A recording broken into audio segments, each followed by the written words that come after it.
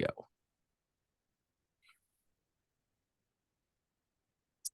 Check 1, 2.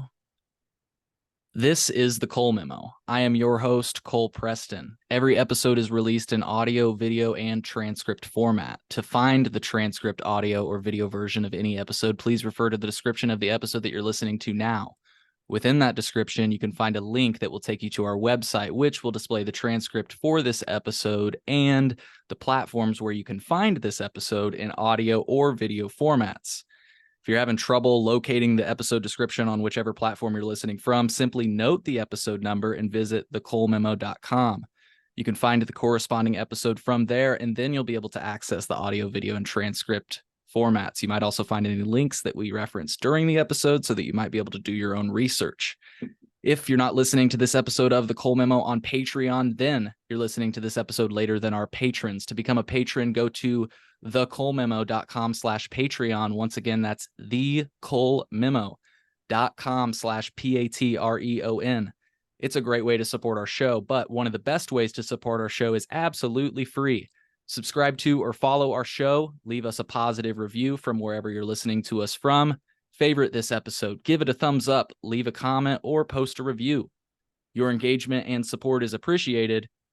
Enjoy this episode of the Cole Memo. Once again, I'm your host, Cole Preston. Today is October 30th, 2023. It's just about 7:45 p.m. I'm cracking open an ice cold beer with my friend, Philip. Phil, you want to say hi? Hi. Let's get high, Philip. We're joined today with Caleb Teske. Caleb, this is your first time on the Cole Memo.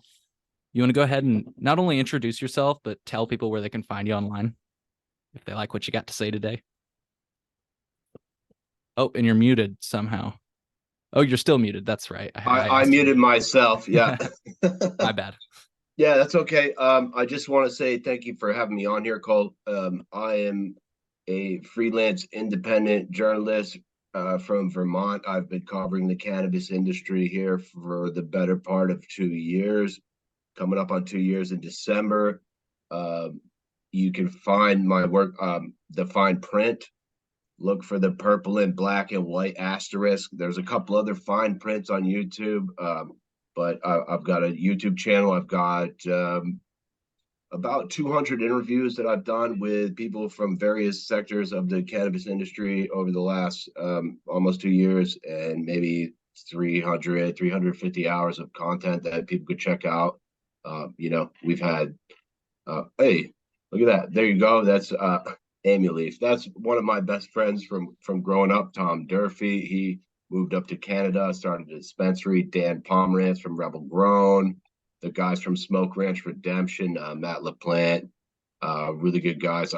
Defiance Electric, that's an electric company where we were talking about some of the work it takes to power these facilities. So I feel like I have a pretty good mix of stuff up online for people to check out, lawyers and legislators, and I've interviewed everyone here on the Cannabis Control Board in Vermont. So a little something for everyone, I'd like to think. Yeah, very cool. Like you said, it's the purple, black. It's got the star. You can see the fine print, folks. I'm sharing it right now. Once again, if you look in the episode description, if you're listening and want to watch the video version so you can see these visuals, I think we're going to be sharing some stuff today, so it might be a visual episode. Be sure to watch the video version. Caleb, I'm seeing here, does it say soft little hoe-ass bitch?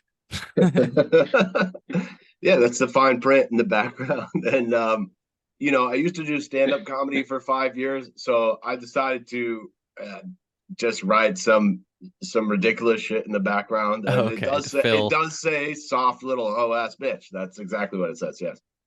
I was gonna say, I thought I saw that. Well, anyways, that's the fine print.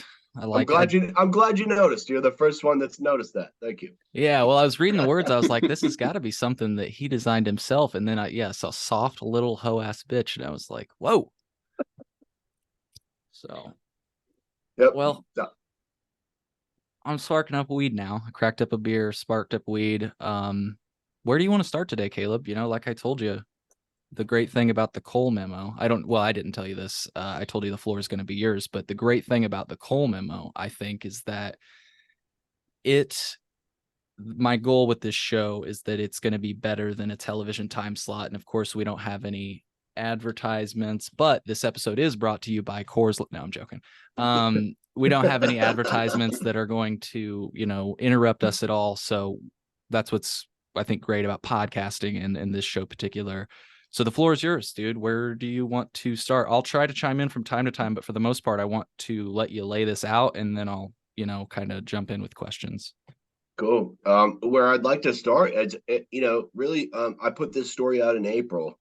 I think it was the 25th or something like that. And this story is about Ben Cohen's new cannabis company.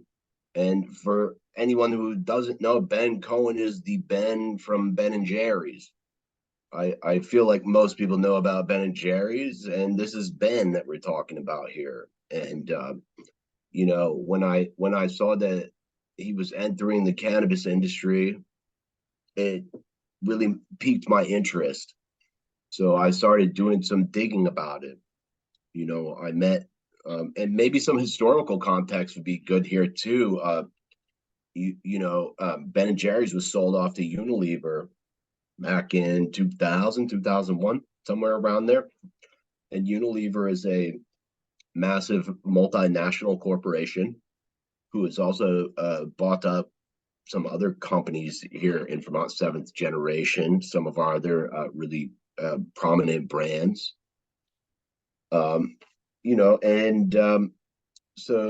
also if you include Cabot, right? Cabot cheese, which is another one of our big brands.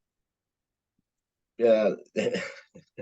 I was just showing Ben and Jerry. I want to be clear about this. Jerry is not involved in this new company. Do you know which one is which? Ben is the guy with the light blue shirt. Oh, okay, so this guy in the back that's got his Jerry, head over yeah, Jerry has the hat on. Okay. Yep. And I want to be clear, Jerry is not involved in this new operation at all, from what I can tell. So I don't want to include him, but it's called Ben's Best Blends. That's the name of the company. And between the sell-off, part of the point that I was trying to make about these guys entering the cannabis industry is maybe some of the damage that has been done to our agricultural industry here in Vermont. After Cabot was sold, and that was maybe mid 90s, and then Ben and Jerry's was sold in 2000 or 2001, and those are two of our most prominent brands here in Vermont. That bankrupted like 40% of Vermont farmers over the course of 2 decades, which I've had a couple of these people on my show who have talked about how that deal really affected their family farms. And as any time when you sell off to a giant multinational corporation, there's like it consolidated our ag industry in a way that really negatively impacted a lot of Vermont farms here. And so that's really why I started looking at this. And one of the things I'd like to point out, which I said before we started recording, is that I'm not trying to prove a crime here. Yeah, that's sorry Cabot. to keep doing visuals, but I was like, that's what the okay, fuck is dude, Cabot? please. No, please, dude. This is Vermont is very well known for our cheddar cheese, and Cabot is the biggest brand here. And it's like it doesn't say Vermont on there anymore.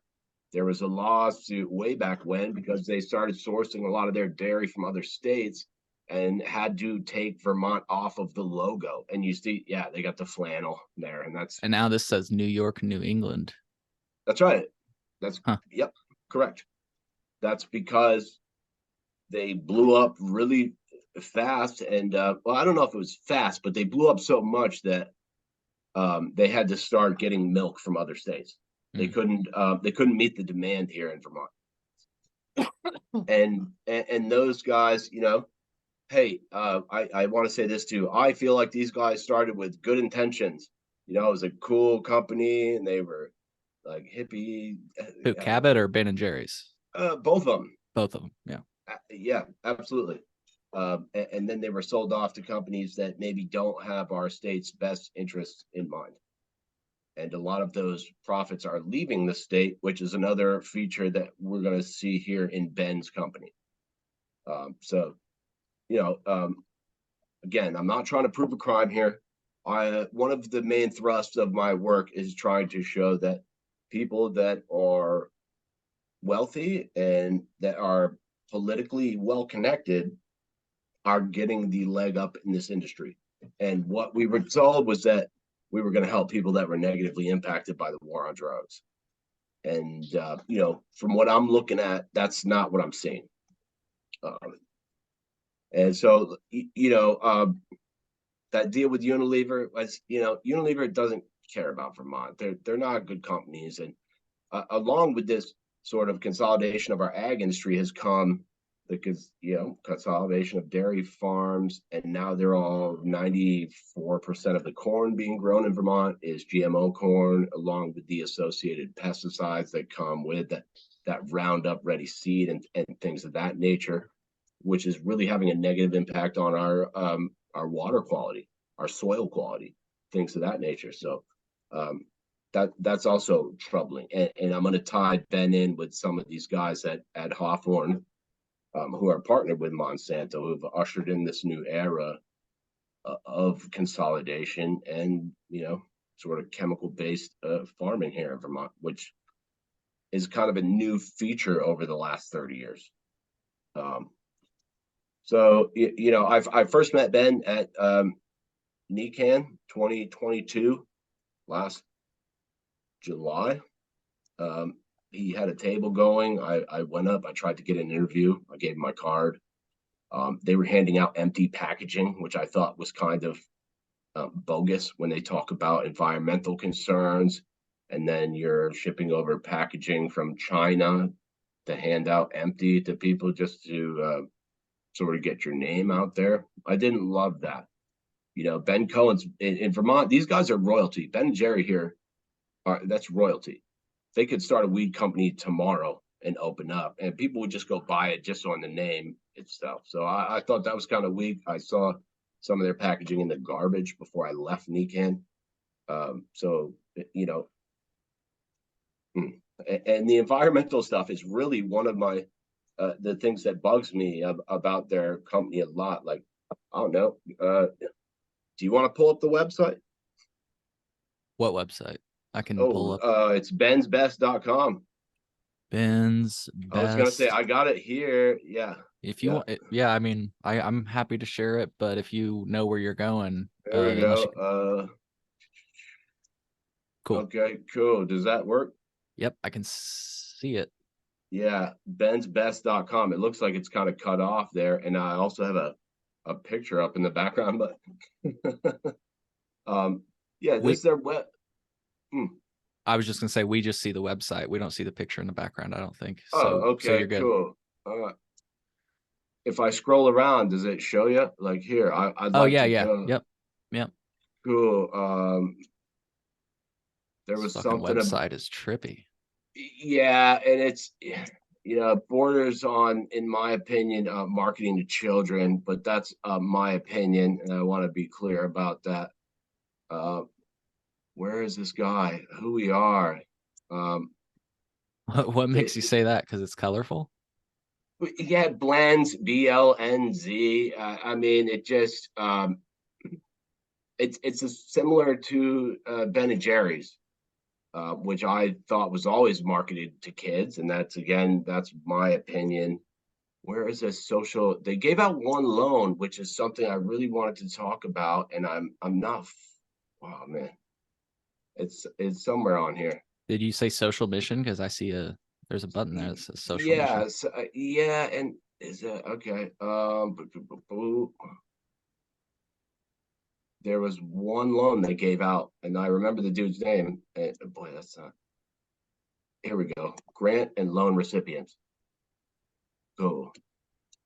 This guy, Karen Ali.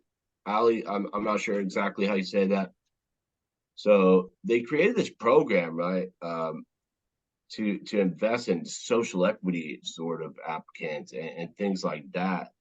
And this is before they've even made $1. You know, they said, hey, we're just getting started, so we don't have any profits to put into our grant program yet. However, we have made one low interest loan and we have made a commitment to invest at least $100,000 in Black cannabis entrepreneurs by the end of our first year in business. So this guy's a man named Karen Ali, and so if you pull up his LinkedIn page, which I did before I did this story, this is not the thrust of social equity, right? Was to help people that were negatively impacted by the war on drugs, people that really marginalized communities, things of that nature. But what I'm seeing is people who have wealthy friends giving them loans. So this guy worked in the natural gas industry for 15, 20 years, somewhere in there. Natural Mystic is a Texas-based minority-owned company producing, they make rolling papers. So they already have a rolling paper company in Texas, right? Mm-hmm. And this guy's got a touching backstory. And really, now they're going to give him this loan to start a rolling paper company in Indonesia. And they already have it. They're already Natural Mystics products are handcrafted in Indonesia. This company funds meals and financial support to the crafting team, made up of primarily women. And I don't like to make accusations, man, but when people start businesses in Asia, they're usually trying to save money by finding cheap labor. This guy worked in the natural gas industry for 15 years, and here's hold up, let's see, stop share. Bang! I want to put up this other. Here we go. This is the so he worked for a company called Freeport Liquid Natural Gas. This is the Gulf South pipeline, which they control. If you look through some of these areas of Louisiana, this is what they call Cancer Alley. And they call it Cancer Alley because your risk of cancer goes up 95% because the air is so polluted from extracting all these gases. And that's a very extensive pipeline there. And so when I hear these guys talking about environmental concerns and especially, Ben Cohen has an award that he created for journalists who investigate the Pentagon and their ties to the fossil fuel industry, because it's powering this fossil fuel industry. And, meanwhile, he's giving out loans to a gentleman like Karen Ali, who worked in that industry for such a long time so they can operate in Asia and bring packaging over here, and I don't know, most of those boats are still powered by fossil fuels when they come over here from China. Yeah. And what did he do at the gas company? Sorry for the question. Let's see. I mean, I have to pull up his LinkedIn. Sure. Is that a thing? I was only saying that because I could work at like a gas company, you know what I mean? But if he was like an executive or something like that. Yeah. Well, it looked like he wasn't pumping gas. Sure. Fair. It looked like and I'd have to pull that up again, but I'd be happy to do that for you after. Yeah. It looked like he was management, like at least in the corporate offices or something. Yeah. Yeah. He wasn't digging wells and shit like that. Okay. But that bothers me, especially when you talk about, one of the big PR pushes for Ben and Jerry's has sort of been this environmental stuff and world peace and all of that. But, their packaging wasn't even recyclable in Vermont until like the last couple of years here, because they put a weird coating around the outside of it. And it was recyclable in every other country, but just not the state where it came from, which was odd. So do you guys have like higher standards in Vermont or something for recycling? Yeah, well, if you have a waxy paper, if it was just paper, it would have worked, but which they use in other countries, from what I understand. But in Vermont, I don't know. I'm still. I got to read about that one a little more, Cole. No problem. Mm. It was interesting that you said like it not in Vermont, but in other places. I was like, Yeah, oh, In Europe, it was recyclable the whole time, from what I understand. If I'm wrong about that, I'll apologize later. But that's what I read. yeah. I just pulled up Karen Ollie's LinkedIn page. Um, I think I might see what you're talking about. What did you say the company was again? Freeport? Yeah, Freeport LNG. That's the one.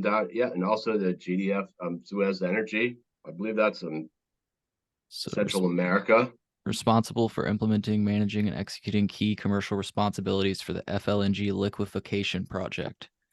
This role oversees the management of three key functions within the FLNG commercial team: feed, gas, power consumption, and LNG lifting programs for the entire facility.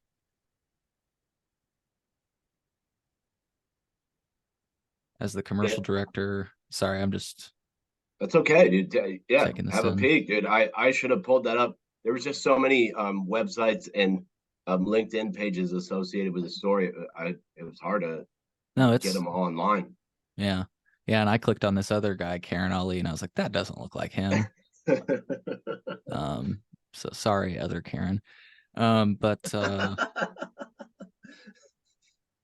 okay. Interesting stuff. Two different gas companies. Yeah, he worked for a couple. Yeah, and that one beneath that, commercial analyst for Atlantic. That's another LNG company below that. Commercial director, commercial manager, commercial analyst. Yeah, he wasn't pumping gas. I'll tell you that. It's 5 years, 6 years, 2 years. And Cole, all of this talk about social equity really, has left me with a kind of a pissy taste in my mouth. Because the social equity was written for people. Yeah, I mean, dude, my dad was arrested by the FBI on the Channel 3 News when I was 7 years old, and I watched that shit with my sister sitting right Yeah. next to me with my mom. That social equity bill was written for people like me who are actually negatively impacted by the war on drugs, and Black people and Hispanic people who are obviously disproportionately targeted by police for this shit. So when and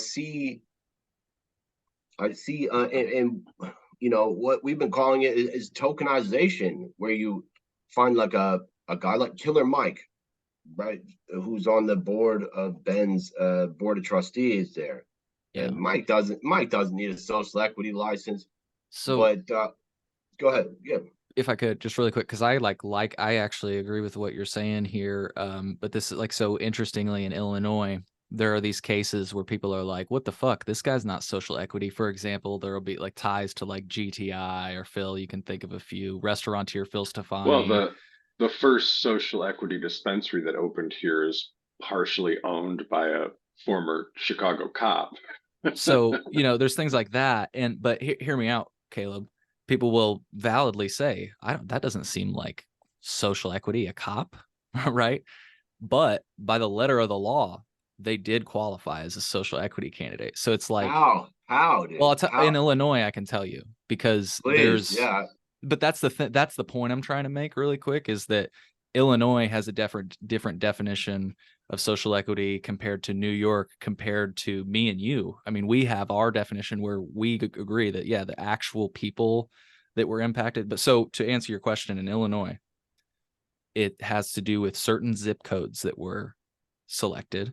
If you had, I know, right? So if you lived in an area for the last 5 years, you didn't even have to really be from there necessarily. I think that was right, Phil, right? The last 5 years or something like that.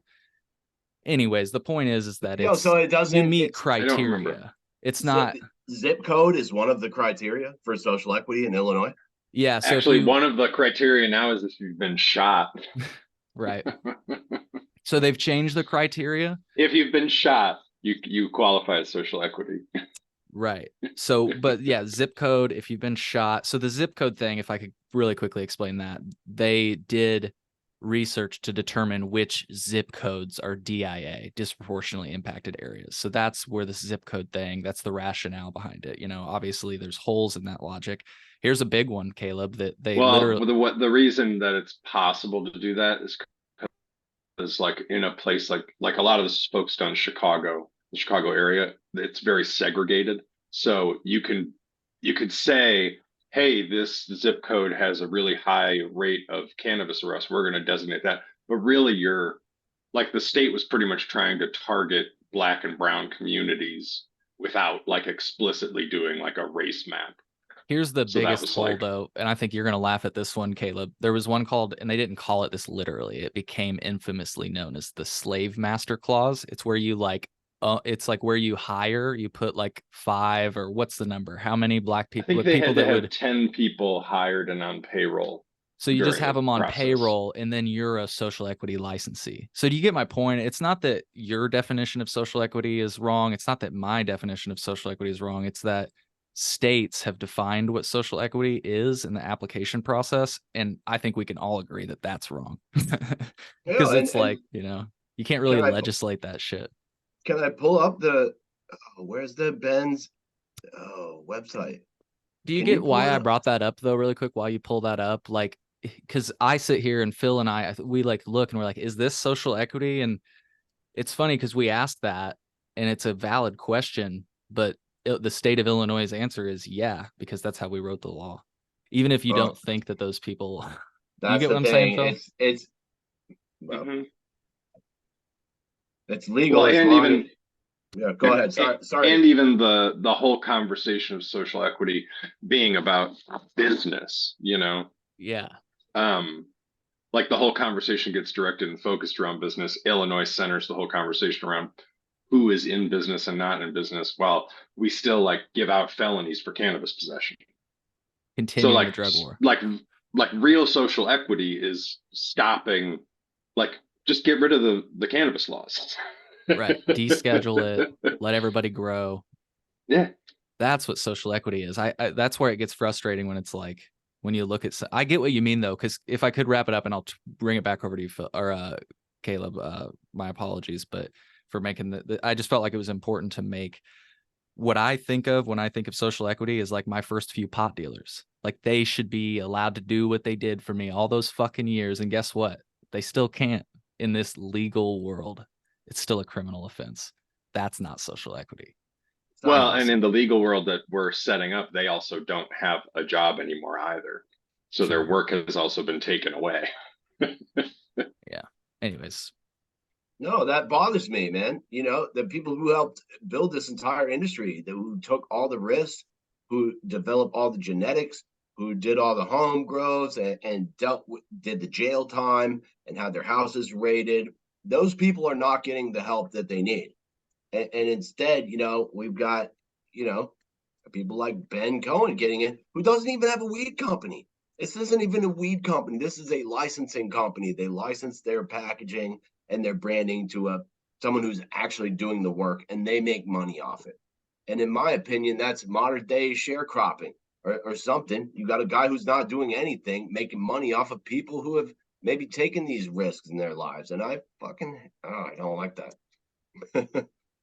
And here, Uh, look, check this out. Illinois would probably make you want to like hang yourself. Yeah, and I do want to be clear. I do think Vermont has some of the most favorable conditions in the country from all the states that I've looked at. Anyway, I've talked to people in 25 or 26 different states, and it does seem like we have some of the best rules. And when I look at What them, it's what are still the like criminal penalties that remain in Vermont? Like, is there like enforcement? Do they arrest people? well, we just trained a whole new round of drug recognition experts. Even though the commissioner of the Department of Health here, Mark Levine, said on camera, and this is a direct quote, he said, unfortunately, there's no scientific consensus for what constitutes impairment from cannabis, but they're still trying to train cops to Cole, detect Cole, do signs you of have that? impairment. I'll pull it up in a second. I've got a very short Yeah, video. You're that's going to the No, appreciate it. something. I could get you the That's something video too. Cole. No, you're going to love this fucking video, dude. Because Illinois actually made the per se standard that you're talking about, and or at least really pioneered it. So, but you've do been you trying to have do pull you have something. like a do you have like a nanogram limit there? No, In but blood? if the cops think you're high, they could drag you into the hospital and take your blood. Oh, But is there like a threshold, or do they just No, like they'll take that no, number, and or is it no. zero tolerance or If your eyes are red, they could tell you you're driving under the influence. You know how cops are. If well, they right. Yeah, they yeah. could just tell you they smell alcohol and get you out of the car, and then they could tell you your eyes are red. And quite frankly, we were also supposed to really significantly reduce the um, civil asset forfeiture piece of this, where a business could lose everything. They could, if you're in, I don't know if you guys are familiar with the civil asset forfeiture stuff, but basically, if cops think like your car has been used in the commission of a yeah. federally scheduled narcotic drug deal or something like that, they could take everything you own. And they were supposed to eliminate that. And what happened was it got turned into a study. I'm like, if you're going to legalize weed, this should not be a study. We should get rid of those rules altogether right now, because this is now legal and you shouldn't be stealing people's shit like you Yeah. have been for decades, That shit continues in Illinois too, and they use odor as the reason. Odor is actually That's not allowed anymore in Vermont. oh, nice. Good deal, dude. Good deal. Mm-hmm. I just Yeah. wanted to show a quick funny, it's like 15 seconds, 20 seconds, I think at most, just a funny clip from a representative in our state who it's funny how he says we literally made this up. You're going to love this, Caleb. There's still an element, and it continues to be a major problem of intoxication, driving while intoxicated with cannabis, because we don't have a .08, nor do we have technology to even enforce that if we did have any kind of standardization. So there's no per se limit. Illinois actually has a per se limit, but we literally made it up. We made up the per se limit. It's not based on 50, 60 years of driving while intoxicated with alcohol that we. Right. So that's it. I hate that. There is no, the science behind driving drunk is very clear. The science behind driving on cannabis doesn't exist. So they did just make it up. Oh God, that makes my blood boil a little. Cool. I keep wondering every time I see that if someone could just show that to a judge and be like, what am I doing here? He said he literally made it up, and you're That's charging me good for precedent. this Yeah, you know? maybe you should send me that in case I ever get pulled over again. Tell people they're just making it up, because that's exactly what they're doing. I mean, this isn't based on any type of scientific scrutiny or standard. And yeah, and it's unfortunate that a lot of our tax dollars are going to fund these cops to take these drug recognition expert trainings when we really don't have a standard for that. It seems like a waste of money, in my opinion. You guys have homegrown in Vermont, because that's what wasn't it for a long time. There was no like retail, right? Yeah, we got home grow. We got I think 6 plants, 4, 6. It's not a lot, but we do have home grow. We've got a little caretaker program. I think caretakers have the same plant count and stuff as the home grow. I wish it was more than that. I see in Colombia you can have 20 plants on a home grow. I'm like, how is the cocaine country more fucking liberal than Vermont, which people think is, a progressive paradise or something? It's really not, man. Our governor did not want legalization. Phil Scott is, in my opinion, a prohibitionist. He kicked the can down the road for 5 years until the political pressure built up so much that he was basically forced into legalization, and let it pass without signing it, by the way. He didn't want that. Yeah. I'd like to, if it's okay with you, Cole, I'd like to tie in some of Ben's board of directors here. Go for it, my friend. So we've got, I already talked about Killer Mike.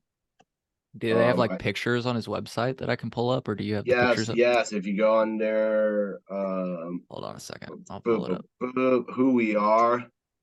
Okay. Or who are these guys? So cool. Who are these people? Who are these guys? Yeah, please. Okay, I was just on the Karen Ollie thing. Where is it again?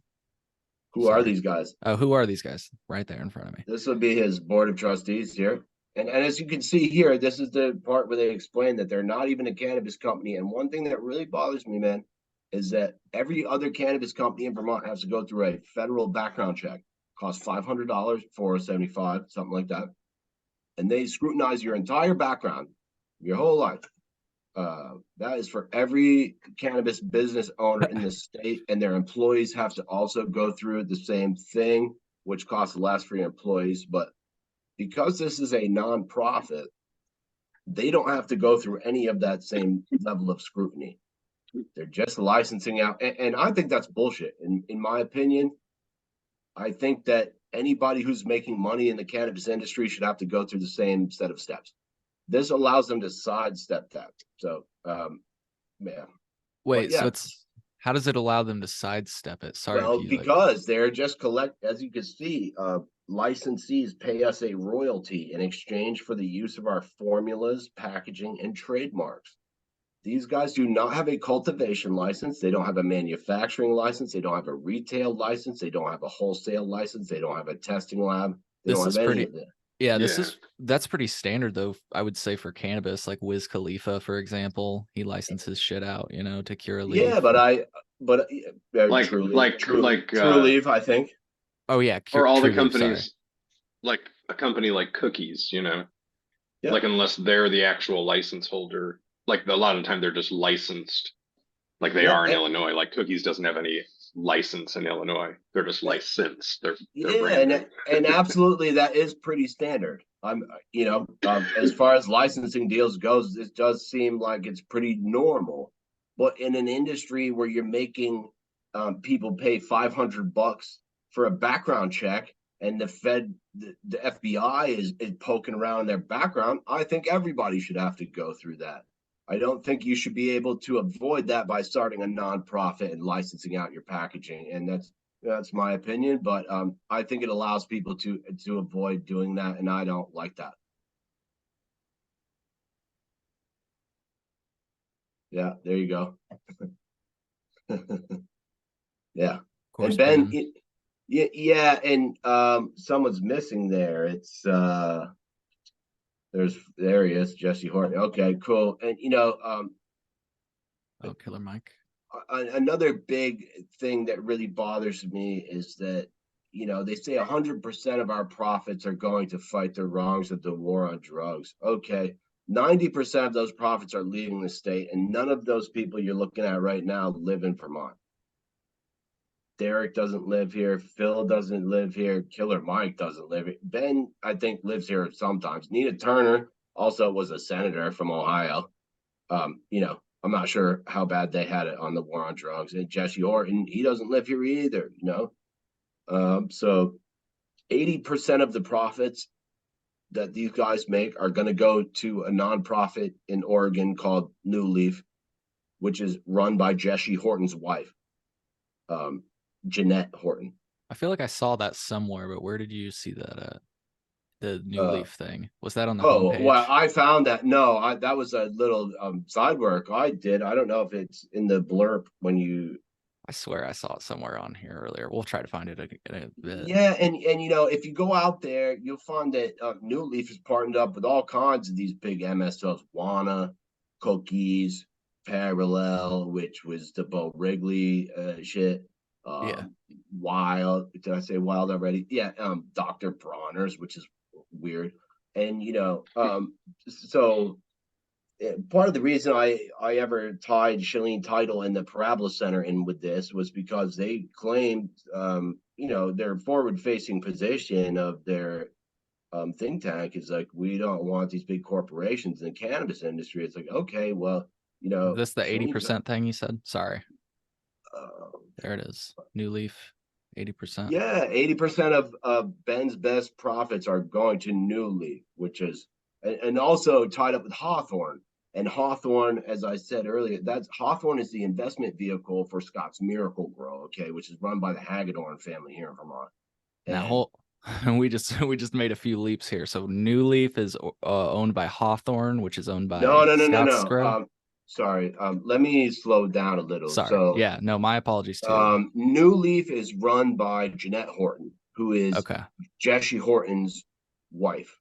Jesse Horton is the president of the board of trustees for Ben's company here. Her nonprofit New Leaf in Oregon is partnered with Hawthorne. Hawthorne is the investment vehicle for Scott's Miracle-Gro, which is owned by the Hagedorn family. Jim Hagedorn, I think his son is Chris. They have also just started a wholesale company here in Vermont. And those are the guys. Scott's Miracle-Gro has been partnered here in Vermont with Monsanto for the last 20 years. That is where, hey, hold up. Do I got the screen share with the stupid charts about the pollution? And I meant to be showing, I had this real quick, Caleb. I had this thing up with on New Leaf's website that, yeah, does mention Jesse Horton. Yeah, that's her husband. Oh, that's her husband right here. Yeah. Okay. Thank you. Sorry, you can share your screen now. Let's see. Somewhere I got a picture of the glyphosate usage here in Vermont. Let's see if I can get that up there. Yeah. Where'd I go?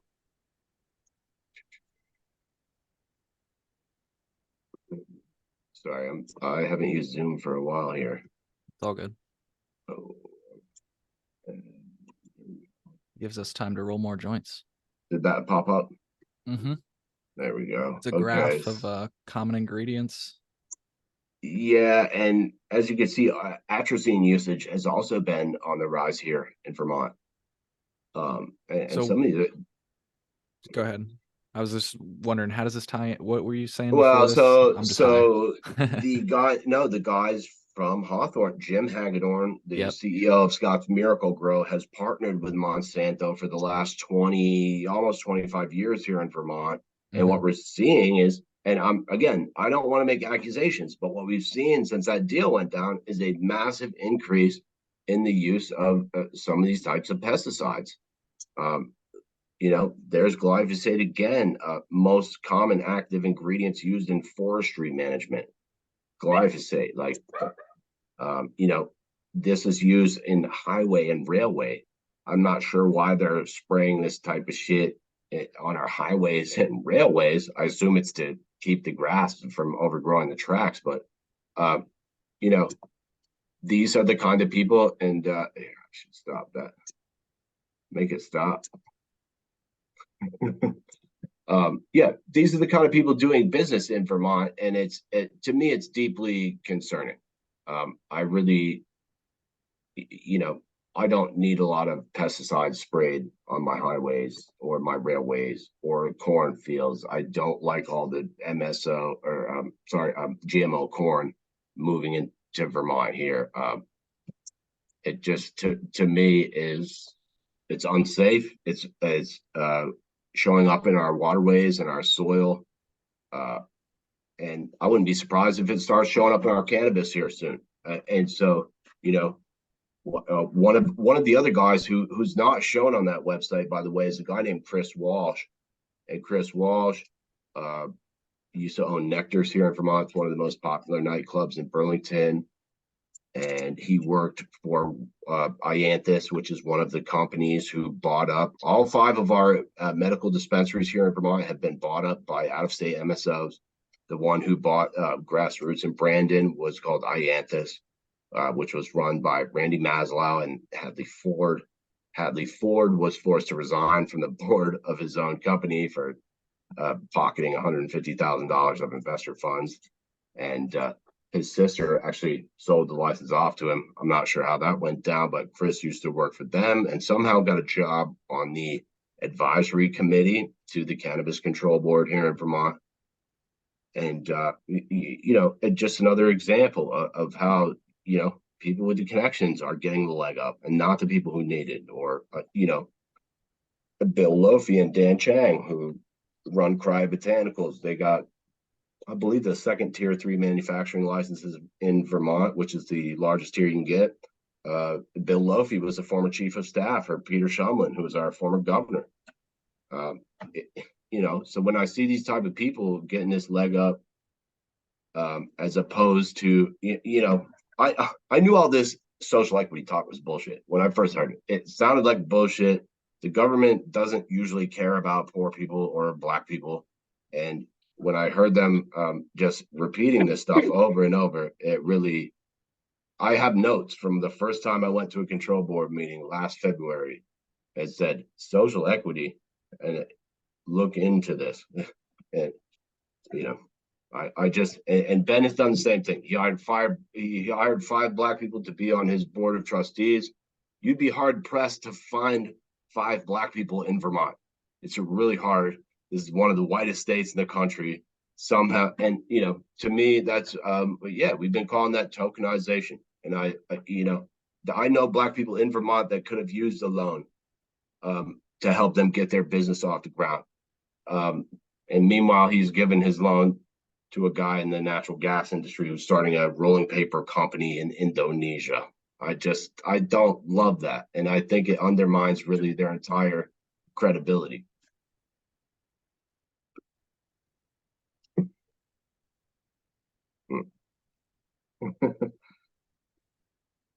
I mean, yeah. You know, yeah, I think that's a salient point. The only thing, like, and I'm not even saying this as a question to you, Caleb. I'm just thinking out loud. So Phil and Caleb, feel free to join along. But like, what is so? You think like, I think that like Ben, are you saying instead maybe Ben would like set up a hiring board or something in Vermont and like look for locals? Or I mean, we're just spitballing here, so we could bring, anything is better, is basically what you're saying, right? Sure. That'd be a great idea. You know, there are people here that need jobs, that some people that have been displaced by his deal with Unilever. There are family farms that have gone out of business because of the deal that they did. Why don't you reach out to some of those people and see if they need some help? That'd be a great start, in my opinion. Yeah, you're not wrong. You're not wrong. I wonder how you get him to hear that. I know you've been trying to reach out to him and stuff. They're not going to talk to me. They know better. What do you mean? You could be an asset. I look at you like talent acquisition, like you just said earlier. Or maybe did you say it earlier where it's like you like kind of, no, I think I don't know if you said it earlier. You're like, when you look into people, right? Like, that's a good skill and to be able to do. So you're holding them to their own values. So like, what's the big? You'd think that like, as far as that goes, they'd be all for it, because you're. No, I was too aggressive off the top, and I'm still learning how to do this. And I'm gonna scare some people away, and I wish I didn't do that one. But that's Fair enough. Learning how to approach people on especially on a story like this, like, hey, I'd like to get you on my show to talk about some shit that might not make you look very good. Sure. It's tough, dude, and I'm still learning how to do that. Is that why you put that sign up behind you? Oh yeah, that's a reminder for my guest and also very much for myself. Yeah. I'm just fucking absolutely. That's also part of my purpose here sometimes for Cole is I can say things like Pam Altoff is the Wicked Witch of Illinois cannabis, or was, and he actually reaches out and does an interview with her, so he doesn't get to say stuff like that. And that's what I need. I need a PR interviewer, someone who could say what I'm thinking without my face on. The smart move, dude. Yeah, it's like a ventriloquists. It's like the best secret. The puppet can say whatever the fuck they want. Phil's Cole, just my puppet. I'm just joking. Cole, can I tie in the Parabola Center link here? Why not? Go ahead. Yeah. So when I was putting this story together, all of these people seemed connected in interesting ways, and I really didn't know how to. I felt like there was a missing link, so I ate some mushrooms one day, and I was sitting on my backyard, as one does. On the picnic table, trying to put it together. And I remember when I hit up Lou Rinaldi, I said, "I think Shalene Title is going to be the missing link in this whole story." And then, bam! The next day, she posted an interview with Ben Cohen. I said, "Wow, that's interesting." And then I went back. I found interviews with Killer Mike and panels she spoke on with Derek Hamilton. and it seemed like she tied the whole thing together. And I've tried to get Shailene on my show 3 times. She didn't go for it. At one point, she told me one of my guests was kind of being a little racist or something, or maybe I should be more careful with my guest selection. And I offered her a spot. I said, hey, if this woman said anything that was incorrect, please come on and correct it. If something was wrong, I will issue a correction or a retraction. She never went for it. Cracked a couple jokes on my expense. Her intern, Grant Smith Ellis, was accusing me of being wanted for sexual misconduct in Vermont, which is way over the line, in my opinion. And I sent that to her. She didn't do anything about it. And some of her friends have just been super rude to me. I've interviewed a couple people. I interviewed Maurice Stringer, who was attacked by a couple of the Parabola Center partners at NECAN, the Big Hope Project guys, attacked him on camera, and then were, from what I saw anyway, appeared to be stalking him on the street. Some of the folks that these people work with are not. They don't seem to be good people, And we've asked Shailene about her connections with Forefront. We know she worked for Forefront. That's documented, and she was a minority shareholder at the beginning. And I got muted for saying this the other night on a podcast, but 10 months after she worked for Forefront, she worked for the Massachusetts Cannabis Control Commission. During her time on the Massachusetts Cannabis Control Commission, they issued licenses for every MSO in the country. They did a Curaleaf on like their second meeting. They did Trulies and MedMen and Botanists and all of these type of MSOs. And so for them to like start a think tank and suddenly say, oh, we're against the corporate cannabis, like, okay, well, why did you issue licenses for literally every shitty corporate cannabis company in the country during your time when you were on the board there? But they're not like against corporate cannabis in general, right? Go look at the Parabola like Center Parabola? website. I thought their thing was more like anti-monopoly, like just trying to prevent anyone from like becoming way too big. Well, this is, Philip, what I would describe, in my opinion, as pulling up the ladder behind you. And can go ahead, continue? I really want to explain who we're talking about for folks that have no idea, because I let you go. I wanted to like get what you were saying out, but you mentioned names. So Shailene, who's this individual, Shailene Title, part of the Parabola Center. Just background for folks real quick, and then we can continue. I've just never heard her talk about stuff like when I've watched interviews with her and many things. There's nothing that she like has advocated for that to me is like a red flag. Yeah, well, you got to go back like further than that, man. Well, I mean, Cole just talked to someone who has like, pictures of her as like a college student, like holding up a cannabis leaf, like I think she certainly back then was just in it for totally benevolent. And well, I got pictures of her doing panels with the people from Curaleaf. So, I mean. Well, right. But that's what I'm saying is like her thing, I thought was more like anti-monopoly, not necessarily like, if it's anti-monopoly, if it's anti-monopoly, why are they issuing licenses to all the folks that are trying to monopolize this industry? Is my question, Philip. Sorry to interrupt you too, by the way. But that's just it. It's like can you deny? Like in Illinois, we have like this limit of like 10. You have limits. You have like caps on how much you can own, which, who knows how that's enforced because this stuff is confidential anyway. Right. But like, like that is the kind of thing I envision her pushing. So I don't see her being like, oh, this company shouldn't be licensed, but it's like, how much market share does that company have, was more her concern, I thought. Well, and hey, their public image is a lot of stuff I agree with. Her previous background body of work is stuff that I very much don't agree with. And, You think wish maybe would've she just learned from those mistakes? no. I'm just asking, I honestly. think maybe they're correcting their image, because look, they started in Colorado. Colorado's turned to a mess now. They're in Massachusetts. Massachusetts is a mess now.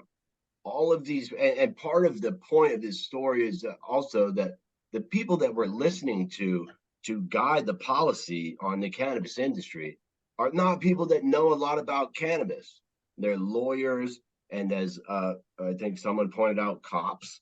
And these are not, in my opinion, all of the rules and regulations were written by people who spent the last several decades fucking people over and authorizing police to harass motorists and take your shit and things like that. And I feel like what's happening now is that we are taking instructions from the same people who brought about all that madness and expecting that we get a different result. And I think that what we're seeing in a lot of these states, even Vermont, which I said earlier, I think has some of the most favorable regulations in the country. Even some of the shit here I look at and I say, I'd never start a fucking business here. The packaging regulations, they didn't drop the civil asset forfeiture piece, and it's wild to me that we're listening to lawyers and policy wonks instead of people who actually grow weed and people who know about the plant. And that really kind of drives me nuts. Yeah.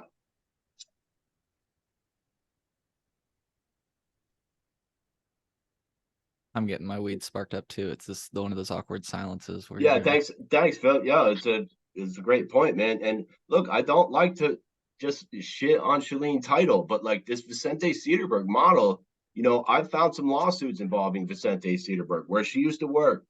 Brian Vicente is on paper talking about how they take advantage of people to gain licenses and then don't actually sometimes hire those people after they get the licenses. They'll make one company whose job is to go acquire the license, and then they'll transfer it to another company that actually operates under the license.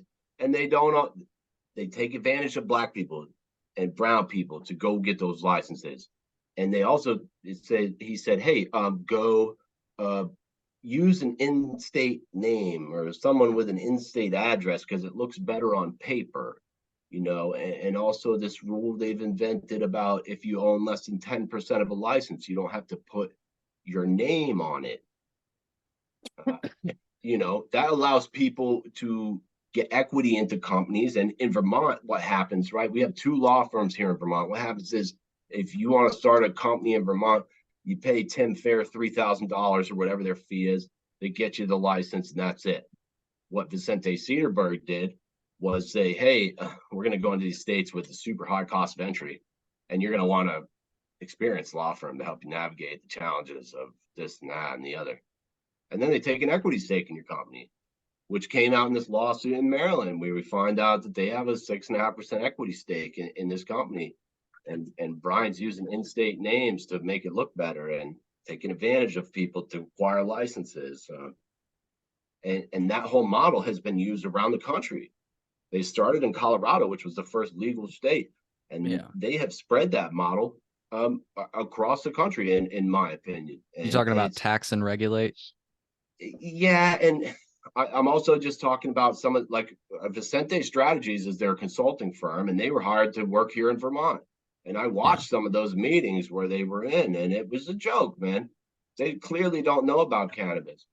They know they're lawyers. They know about making laws and shit. And a lot of the no, my apologies for cutting you off. Continue. No, I think I was about out of shit. I just, Vicente Cedarberg was a law firm. Vicente Strategies was the consulting firm, and it almost looked like they just sent their consulting firm out in front of their law firm to, pitch ridiculous rules, in my opinion. I was listening to them argue about the font size and, the color and the different type of fonts. Some fonts look more appealing to children. It was a joke, man. We should be talking about how we can make cannabis businesses successful and not talking about font sizes and colors that are It was just silly. Yeah. So to Phil's point, I'm going to make to your point, Caleb, and to Phil's point. Let's start with your point, Caleb. On their About page, they do say the Parabola Center is a nonpartisan think tank of professionals and drug policy experts coming together to protect people, not corporations. So they do mention corporations there, and that they're not protecting corporations. But at the same time, I think Phil has a great point. One of my favorite papers by Shalene Title. I love these suggestions here. It's not only by Shalene Title. I think other people, maybe she collaborated with people on it.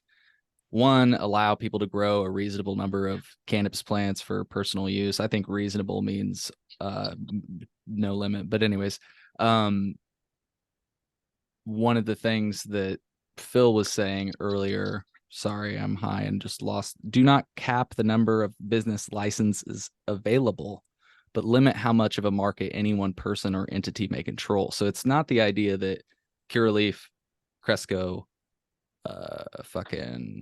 what is the one you said earlier? Ascend, Forefront, Ascend. What was the Bo Wrigley one? Parallel. I'm just naming all the ones I can think of. It's not that they can't get licenses, but they can't. It's the idea that they can't dominate the market. Again, no monopoly. Back to Phil's. But they are dominating the market, aren't they? I mean, they're certainly trying to. Oh, yeah, absolutely. They invest in limited license markets. I'll quote Ben Kovler. He says, why go to a knife fight when you can just sit at the beach? In other words, don't go to like an open market where you like have to fight people when you could just go to a limited market and reel the fucking money in, right? Yeah, and the talk about the corporations just bugs me because, if you're going to partner up with someone like Ben Cohen, who's sold out Vermont farmers to a gigantic multinational corporation, that's where you start to lose me, man. Like a lot of the policy positions at the Parabola Center, I would probably agree with if I didn't know any of this other shit.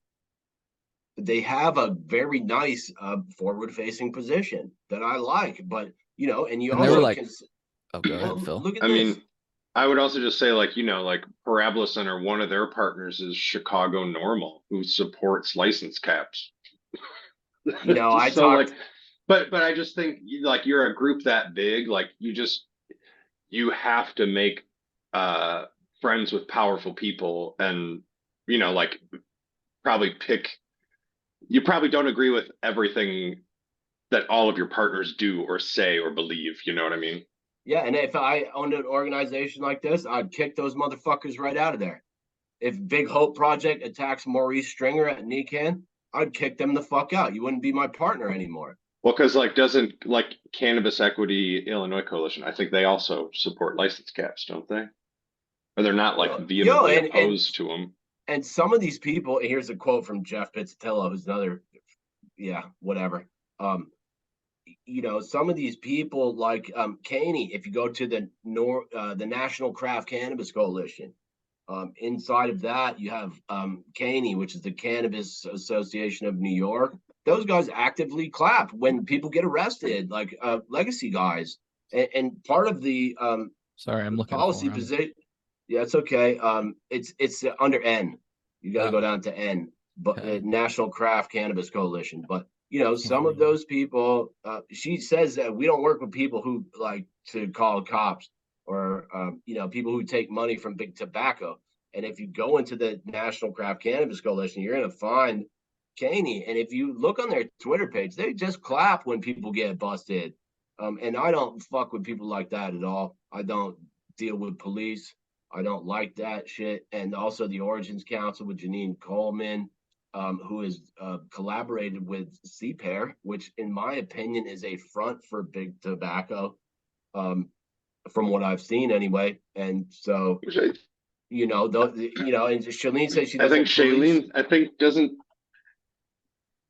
doesn't she say that about CPAIR? I mean, I think the first time I heard about them was something she had said about them.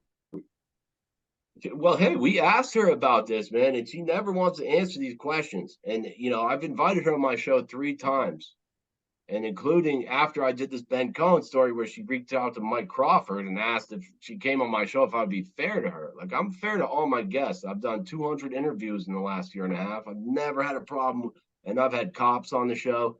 I've had people that I really disagree with, and it always goes well. And so I'm not sure why she's reaching out to Mike for that.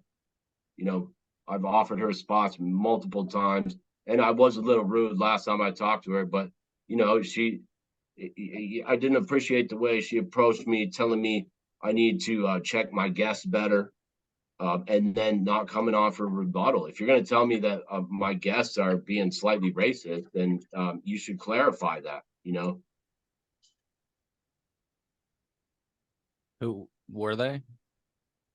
no, dude. And the guest was Larissa Bolivar. I'll tell you about it. It was number 106 or something. And Larissa came on the show. Larissa was the one who really put me in touch with all of this Vicente Cedarberg stuff and tied in a lot of these people. And everything Larissa has told me has checked out, except for one fact. She said Shailene maybe stole pieces of her social equity bill that she was trying to propose. And I've never been able to confirm that. I've also never been able to disprove that, which so that's still open. But I've also had another gentleman tell me the exact same thing. And you know, whether or not that's true, I don't know. But I was told that on two separate occasions from different people who didn't speak to each other.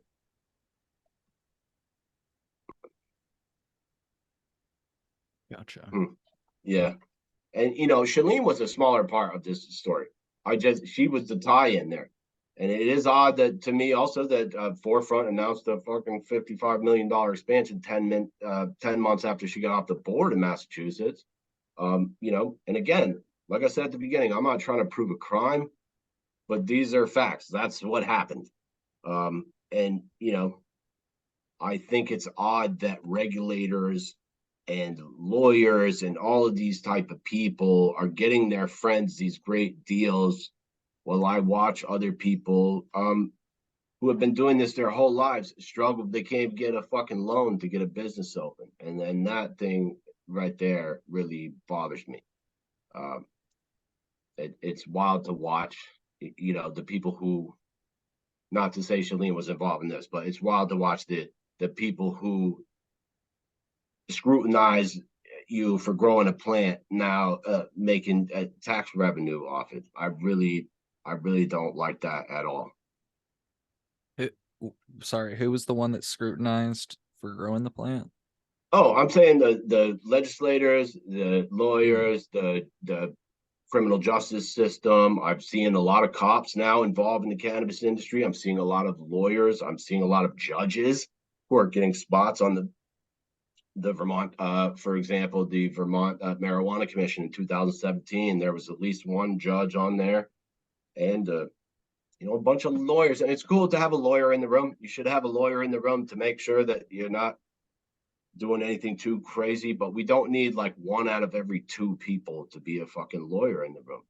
You know, there's 3 people on the cannabis control board here in Vermont and 14 people on the advisory committee, and they don't know shit about growing weed. You know, they didn't think to hire any weed growers, even though you know, I had a guy on my show, John Rogers, who was a senator for 8 years, who was a House rep for 8 years, who is a hemp farmer. It's like a 8th generation Vermonter who applied to be on the control board. They didn't even interview him. Instead, we got James Pepper, who was a lawyer for the state's attorney's office and the sheriffs, you know. So we got cop lawyer in charge of the control board instead of a dude who actually knows about cannabis. And in my opinion, that's why state to state we're seeing just a trail of dumpster fires. Excuse me. Sorry if I just coughed right into your ears. Yeah, dude, I mean, I can get down with that. I like it. It is unfortunate that the fucking legal cannabis industry seems to be all about regulation. It goes back to something that Phil was saying earlier, where it's like we just need to drop all of the criminal penalties, and you know, like it is tax and like the Cannabis Regulation and Tax Act in Illinois, but I really think it comes down to regulating and taxing cannabis instead of removing the criminal penalties for cannabis, which is really what needs to happen. Because how do you address social equity without ending the fucking cycle that perpetuates it. And as long as criminal enforcement is the main enforcement mechanism for cannabis, like, yeah, I have seen people applaud in New York the closing of those shops. When you said Canny earlier, can I find anything about Canny You'd have to scroll advocating? way back. You'd have to scroll way back through their Twitter. I don't use Twitter very much anymore, but that was, You mean X? I'm just joking. Twitter, yeah. yeah, whatever the fuck it is now. Yeah, Canny. this was like last year or maybe even December. I don't know, a while back. Um, it was just disturbing to see, and I've seen other groups doing this too, and I just don't support that at all, man. I don't fuck with the police, and I don't fuck with people who call cops on other people, especially if some of those people are the folks who helped build this entire industry. Yeah. Yeah. Like I say, I totally agree with that. I'm trying to pull up their Twitter, see if I can pull up. You know Yeah, what they like said approximately? no, it just they post a lot of stories, and they would just dude, I have a screenshot somewhere. If Okay, you cool. I Yeah, mean, yeah, if you I'll pull them up please, for you. Yeah, yeah. yeah. It's gonna we're gonna have to do that later. But I have that shit, and I've talked to a number of people about it, and you know, and What do you I can also get you the CPAIR stuff with their connections to the Origins Council. okay. That's way back. I'm gonna have to scroll a long Okay. time. I understand. If you want to do it right now, I probably could, but it would take me fucking 20 minutes to scroll back there. Yeah, fuck. And their search function online sucks. Yeah, Sucks so bad. So yeah, I'm yeah. trying it on my phone right now. It actually is better on the phone. I just want to like be able to pull some of this shit up, you know, because like Think Canny is what the fuck the handle is. That's why I'm not pulling it up. All Yeah, right. boy, So that's do way you back. what did they say? Like unlicensed shops, or can you think of any buzzwords that'll get me something? I know I'm I really mean, reaching right those now. were definitely some of the stories. Yeah, it was about the unlicensed shops getting Yeah. busted in New York, which yeah, I don't. I would have to go back and I pull wish that I up. had a Jamie. I Yeah, wish I dude, had a me Jamie. too. I need a Um, secretary and a Jamie. yeah. So okay. So I just looked up unlicensed on Think Canny. CCB chair. See, I wish this fucking is bullshit that Twitter you can't. I'll go back, dude, and get you some. It's way back It's there, like I but can pull it I'll up on my get you some. fucking phone and I can't pull it up here. I wonder if I can connect via Zoom on my phone and share my screen. Um, we'll try this out because I did find them saying stuff about unlicensed, but let's just take a look. I mean, I see the CCB chair Tremaine for NY, so that's the CCB chair, issued a warning today that unlicensed adult use cannabis sales, including those that involve the sale of an item accompanied by a gift of cannabis, remain illegal, and those who engage these sales, quote, run the risk of severe financial penalties. This was on October 21st, 21 at 3:24 p.m. I'll actually send this to myself so that I can just share it on the screen because Twitter's a fucking piece of shit interface. But there's one, I think is that kind of what you were looking for? Yeah, I mean, and I mean, again, I have screenshots of this. It's just so far back, dude, and yeah, it would take me forever to fucking find it right now. yeah. But I'll get you that after we're done if you really want it. And I mean, it's just and I see a lot of people doing this, and some of it seems kind of casual. But some of the people that are being targeted by these arrests now Oh, you are know what? This people is who really have. easy. There are 3 tweets by them that mention unlicensed, but you probably have others. Sorry, I feel like I just cut you off. No, that's good. That's mm, it's been a while. I stopped Yeah, I using get it. Twitter, so the only reason I hopped on Twitter was to follow these investor groups because I like watching people get fleeced on their investments, and there's so many fucking dipshit investors on there. It's fun to watch. Yeah, so they're replying to somebody, draft rules for, they've got a thread. Oh yeah, so they're recapping what was said on a meeting in 1021 and they say that Tremaine stressed that any retail recreational cannabis sales happening in NYS are not authorized or legal. Said that unlicensed cannabis is not tested for safety and remains illegal. Addressed the illegality of cannabis gifted at the same time an item is sold. So, but they're recapping in that case. Don't you love how in the world of legal weed, we still have illegal weed? Right. It's so fucking stupid. That's what I'm talking about, Phil. You know, and that shit really bothers me, man. That's not People don't legalization. even people don't even question it for the most part, though.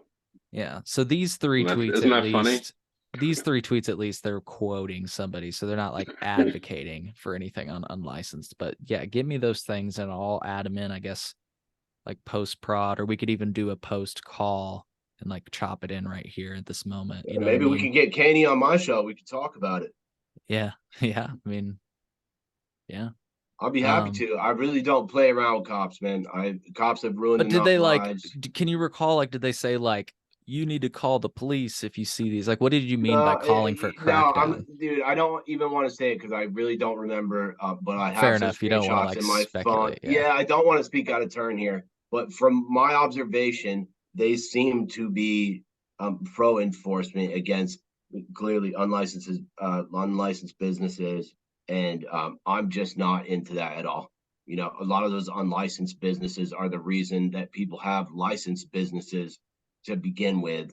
And I really just don't think that we should be wasting law enforcement time and fucking tax dollars to continue to bust people's balls if this shit is legal. To your point, Phil. Yeah. Yeah. It's a strange world we live in. Yeah. I'm Especially about out with of this Delta shit. 8 shit. I'm about out of shit too. Yo, the Delta 8 stuff, if you want, I got a couple lab scientists out in California that I've been talking to that are super well schooled on That'd be cool. Yeah, dude. I'd love to. the creation of If you could connect me. synthetic cannabinoids and yeah, the byproducts that are created. Yeah, it's way over my head, but I got some good people on deck. Sweet, dude. Well, hey, check out the fine print, folks. Anyways, you said you got a little bit of stuff. I don't mean to get in the way of that. Thank you. I want to say thanks, dude. Thanks for letting me talk. And you know I got a lot to say, and I'm kind of a heated prick sometimes, but I appreciate the space to speak, man. Thank you both, man. Yeah, absolutely. Thank you. Mm-hmm. Mm.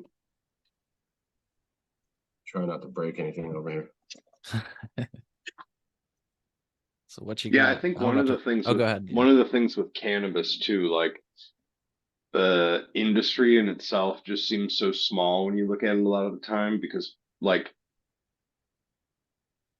you know, like Cole and I will always joke that we look like that Charlie Day meme drawing like red lines from people to people, like, but it's also just such a small new business and industry. Like, it just doesn't surprise me when like it just doesn't surprise like when you do look at someone like a Shailene Title and she worked for like a Vincente Cederberg or Forefront or things like this. It's just like, I don't know. It's just like people just they get into it somehow. And I don't know that like they necessarily are always working for people that they like agree with or are super like just like all on board with, you know, 100%.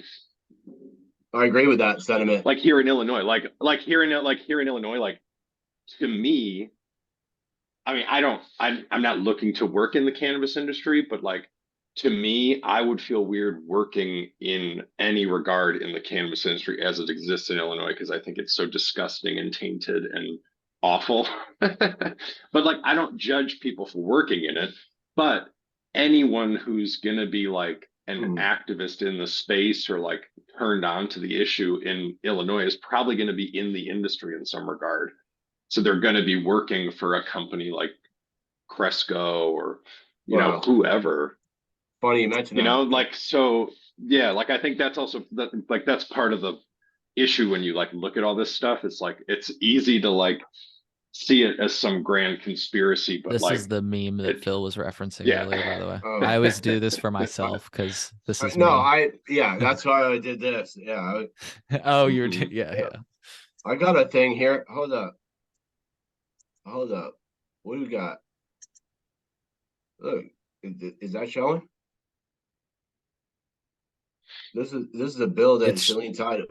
Hold on, it's showing your file explorer, but it's not showing the picture I think that you clicked on. Yeah. It's all good. There we go. There we go. This is a bill that Shalene Title worked on. This is the MCBA model bill. With the generous support of Kayvon Calibari, who is the COO of Cresco, as you had mentioned there, Phil. You know, and we've tried to ask her some questions about this, you know, about generous support. Usually when I describe someone as generous, it's because they gave me something, and sometimes something is money. I'd really like to know about that and the work that went in there. You know, when we try to ask her about this, she got very dodgy, and we still never got a straight answer on that. And I Another really group, like to keep that up if you could. Oh shit! Oh, what? Sorry.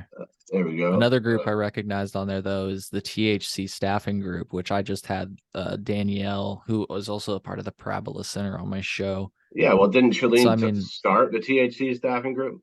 Probably with Danielle. They went to college together, dude. And SSDP, which is that they were there. They've been there though since like the 80s and stuff, the 70s. It's crazy. I've been finding newspapers, SSDP, Leap, Normal, Leap, which is another group. I don't. But back to Phil's, sorry. back to Phil's point. No, it's okay. I heard you. You said you to recap for folks if I accidentally cut you off. Can I take that down? Sure. You said you don't fuck with Leap, law enforcement action something. No. And I've interviewed some cops that are in the cannabis industry. One of them's here in Vermont, and I just don't think law enforcement has any place in this industry whatsoever at all, or dictating policy. I would say certainly not, at least for like a couple, 2 decades at least, too soon. Too soon. Fair. Too soon. If you're a cop in 2 decades, you likely weren't arresting that many people for weed. So. Yeah. Damn, I forgot. I almost want to pull up, if I can pull up the captions. I forgot what we were saying here. Full transcript. Oh man, this is long. It's okay. You were saying Leap. Oh yeah, all these people. They're like, back to Phil's point. Sorry, my bad. I'm high. These people. It's almost like you got a point here. They're all there, and like Khalid Kabari, he's in my document as well. He was sued for some I think he set up CBAI. Phil. He was one of the people that kind of set up CBAI, and that, or something before that. Maybe I think it was something before that. It was like a slightly different but same concept. Was it the Illinois Relief Fund? I think it was MCAI, but anyways, we're getting into the sand. The point is, I was curious about that.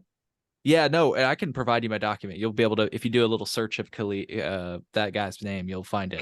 Kayvon. Sorry, I'm saying it wrong. Kayvon.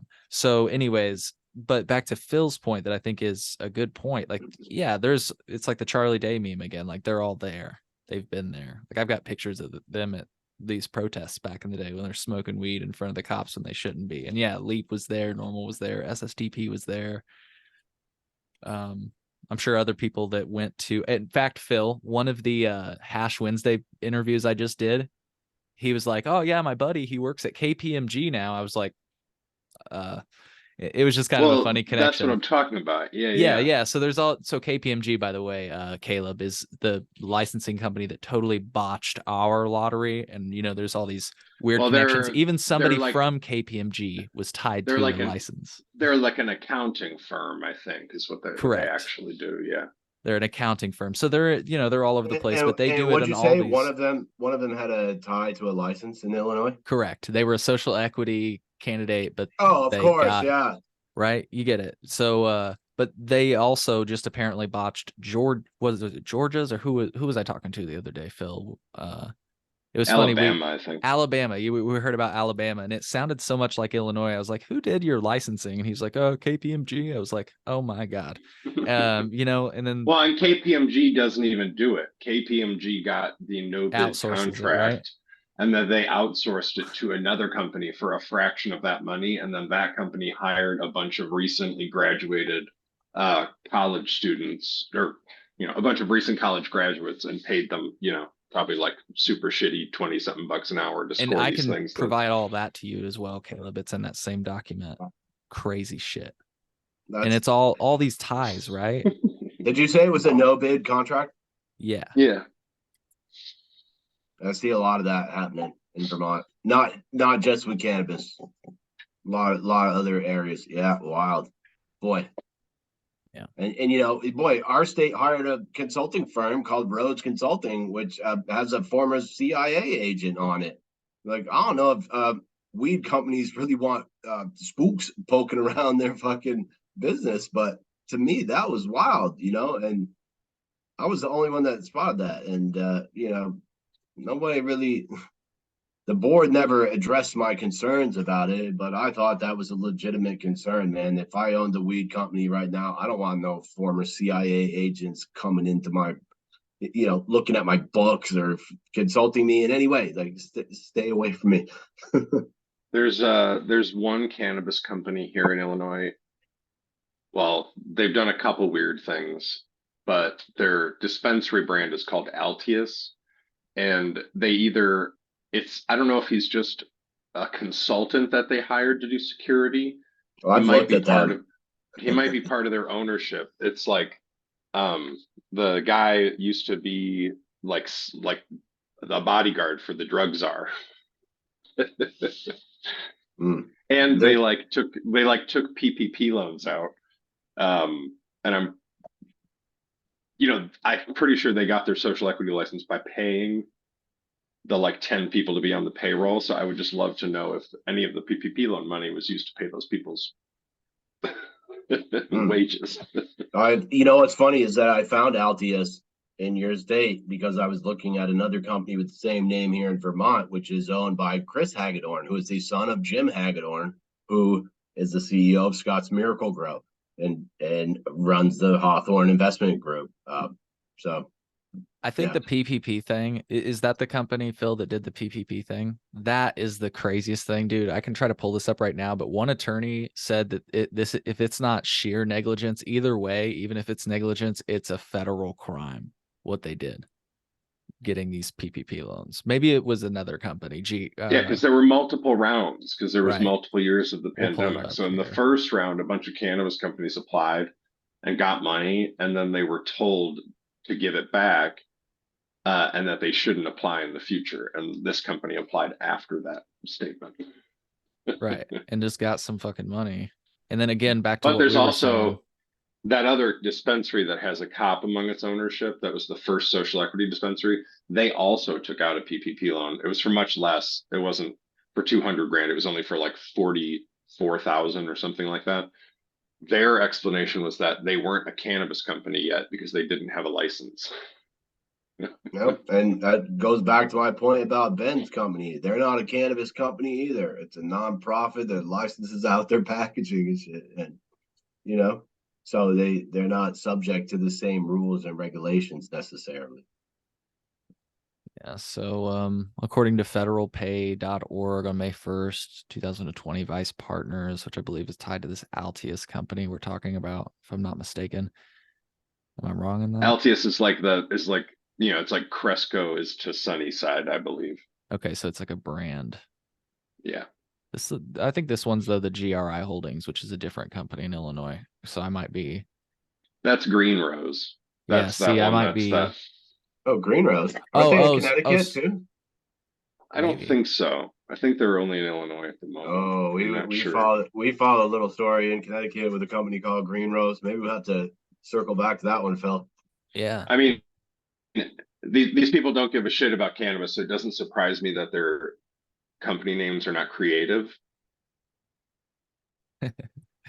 So I just realized that these are two different stories. So I said on May 1st, there's this Vice Partners. So that might be the Altius tie. But then I said similarly, there's GRI Holdings.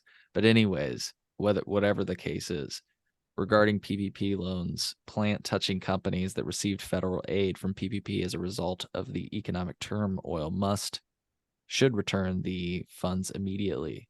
An attorney who leads the cannabis practice group at Dickinson Wright said. And He basically said the initial PPP loan did not have specific guidelines, but if they were made on or after the April 15 guidelines, he said, quote, I don't know how this literally doesn't rise to the level of fraud, whether you do it with intent to deceive or it's done with reckless disregard with respect to what the rules said. Still trying to figure out how cannabis companies are publicly traded. Like, oh, we list them in Canada where it's federally legal. It's like, yeah, but that money's coming back here, right? Like, you're trading companies that are operating in the United States. All the big MSOs are listed on the Canadian exchanges, and right. That sure seems like if you or I did it, we would be arrested for money laundering or some kind of racketeering or something. It's very strange to me how they skirt these federal regulations and make everybody else abide by them. Yeah. I mean, to an extent, they do have to comply with some federal regulations. Like they're always bitching about 280E and all that shit, but none of them pay their taxes anyway.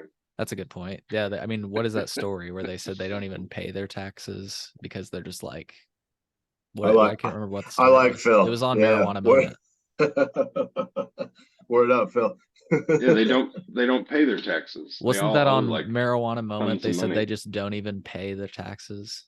I'm trying to think of where I saw that story. And they have options to restructure their debt, which I talked about with David Rabinovich, which I thought was a really good interview where he talked about refinancing some of these bad real estate deals and things of that nature, which is over my head. But, a lot of normal people don't have those type of options available to them where these big corporations, can, kick the can down the road. If you can't afford your taxes, it would just restructure that shit. And, So I did find a reference on MJ Biz Daily. It says close readers of cannabis company financial statements have realized that many marijuana enterprises are financing themselves through non-payment of federal taxes.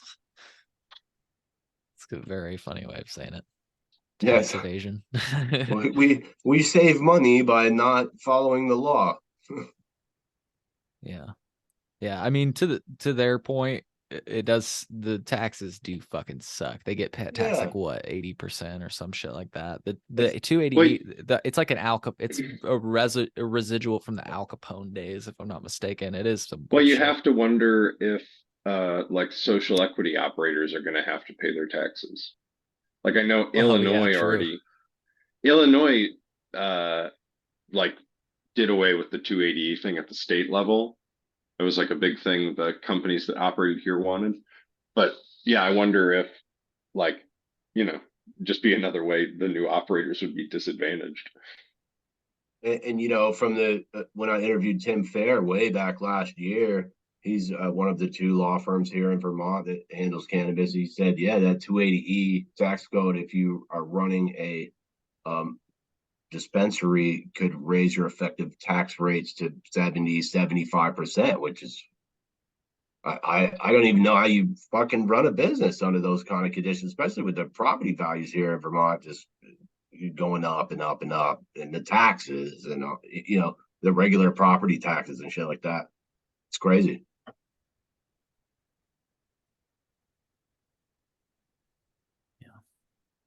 It is nuts. Wow. And we didn't even have a lottery. Yeah.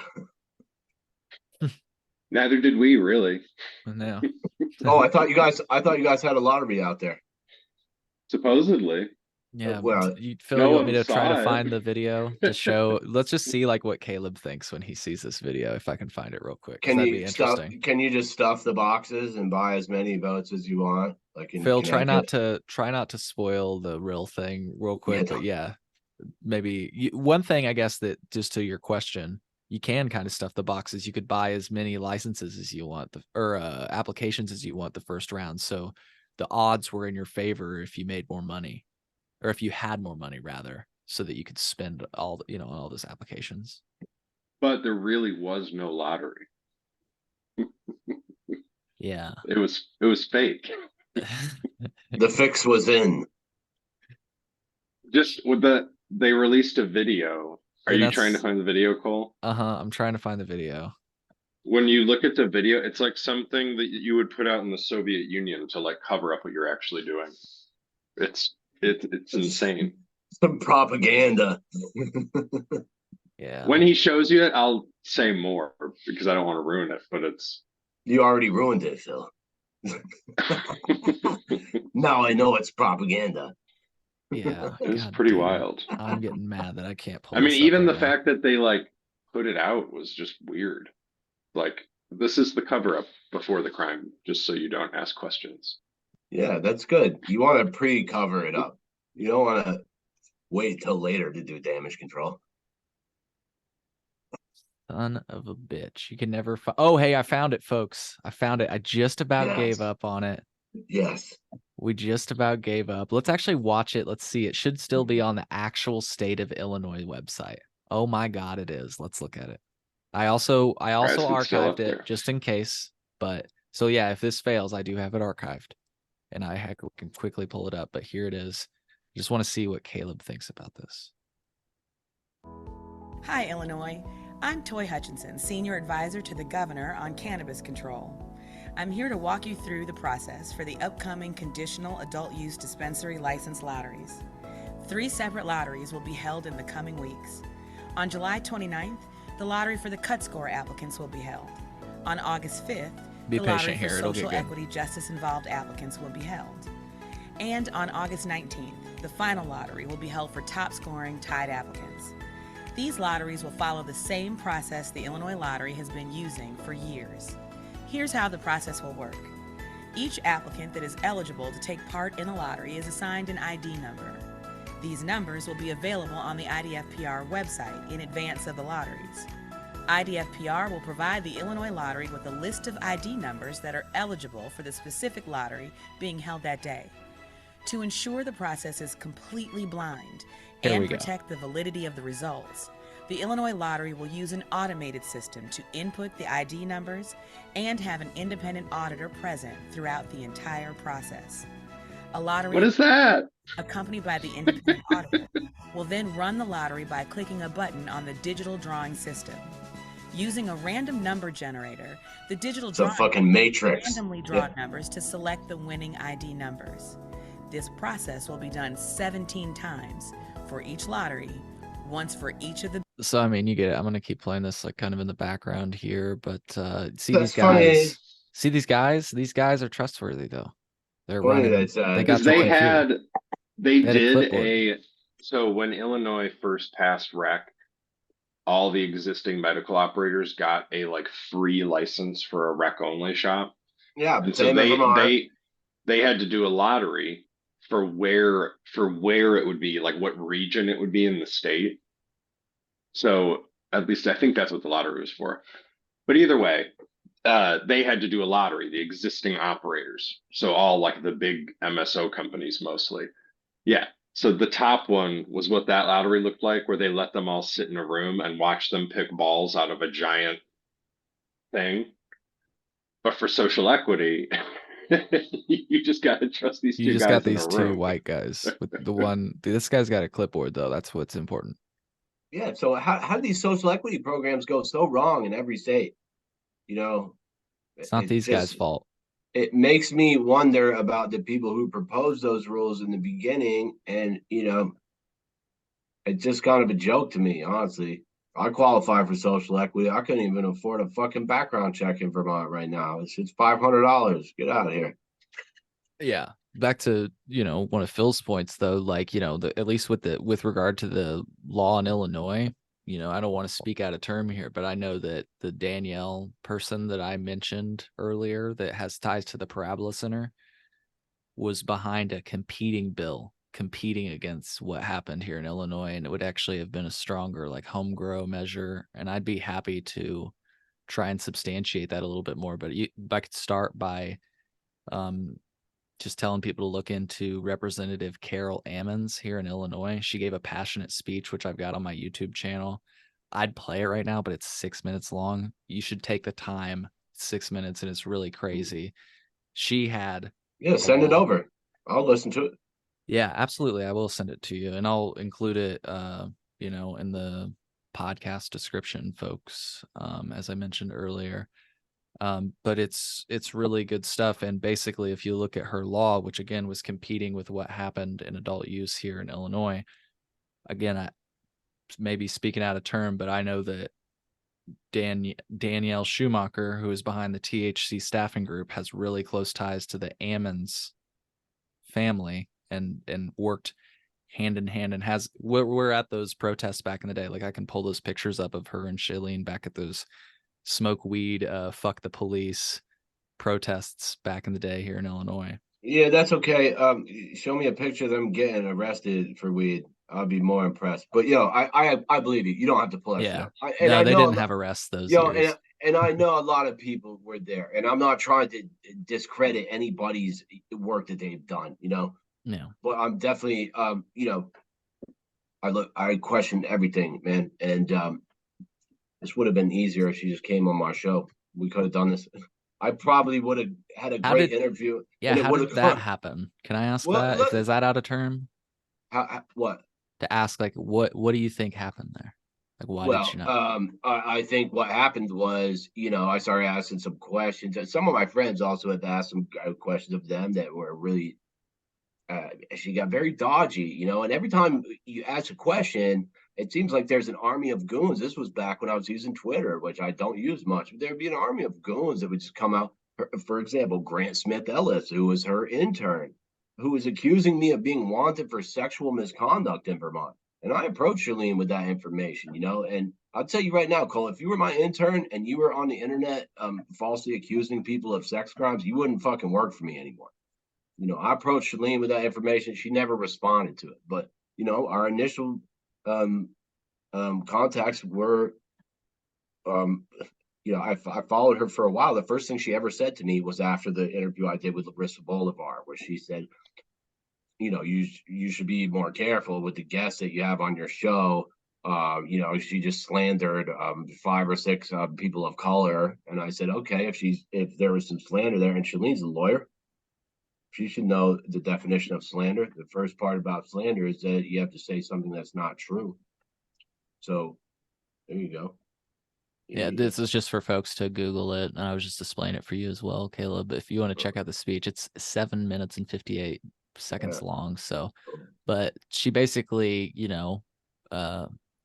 put a no vote bill in for this bill, and everybody should check out this speech because it basically kind of talked on, or I think it touches on everything we were complaining about earlier, where these laws do not go far enough to address the actual root of the issue, the war on drugs.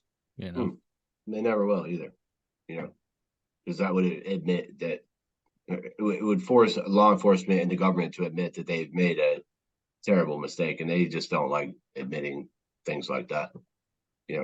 God forbid they had to give you all your shit back that was stolen. Yeah, they already used that to buy new police cars and guns and stuff. Yeah. No. I gotta pee wicked bad, Cole. Dude, hey, why don't you go and we can come back? Why don't you go to the bathroom? The client came in there, got high, and then he's like, I know. He was like, back fresh, a brand new man. Here we are. Yeah. But yeah, dude. Thanks again for your time, gentlemen. I really appreciate it. Yeah, dude. Anytime. I try to I feel like it's good to take, again, I know might be a little cheesy, so I'll just devote 10 seconds to it at most, but I do think it's what's going to make this show stand out.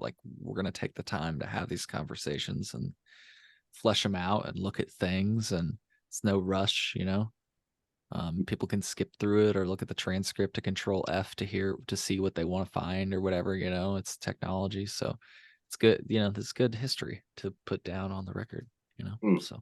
And I hope we don't see Ben Cohen doing the same thing in the cannabis industry that they've done with the dairy industry, because that's what it looks like to me. And that was the main thrust of this story, was just, Yeah, I actually downloaded a little picture to it's not perfect because another picture actually that I found made your point even better, but I couldn't find it in high resolution enough. But Unilever, so there's this map that I love. I've referenced it since I was in high school.